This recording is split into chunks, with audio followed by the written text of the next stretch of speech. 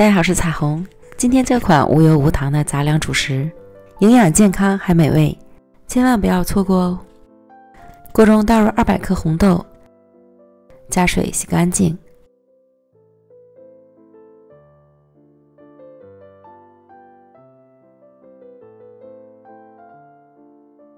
压力锅直接煮红豆，不用泡。如果没有压力锅，要提前将红豆泡发再来煮。再加入130克红枣，倒入比煮米饭稍微多一点的水，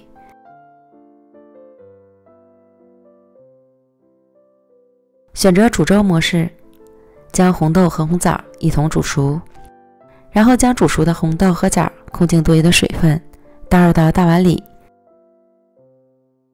捣成泥，最原汁原味的红豆馅儿，用红枣的甜度来代替糖分，既营养又好吃。喜欢吃带颗粒感的馅料，就不必捣得太烂。静置放凉。接着再准备120克玉米面，加入180克普通面粉，3克酵母，混合均匀。再加入160克水，搅拌成絮状。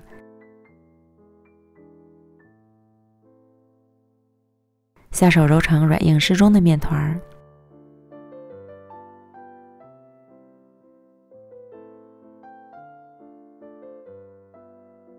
移到案板上，直接搓长条，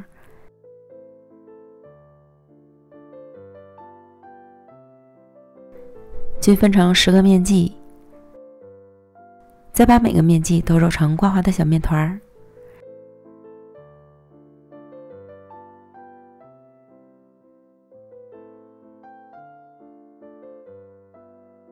然后取最先揉好的面团按扁，包入豆沙球，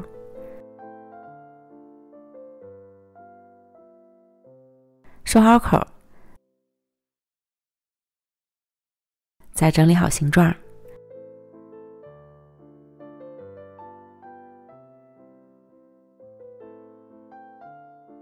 依次将剩下的全部都做完，摆入到蒸屉里，再盖好保鲜膜，醒发20分钟左右。现在天气热，发酵的会很快，按压表面有弹性即可。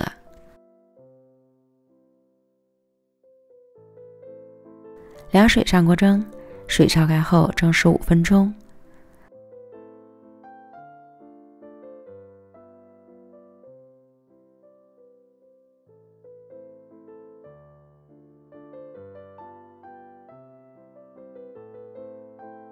粗粮细做，健康美味的红枣豆沙包就做好了，颜色金黄，看着就招人稀罕。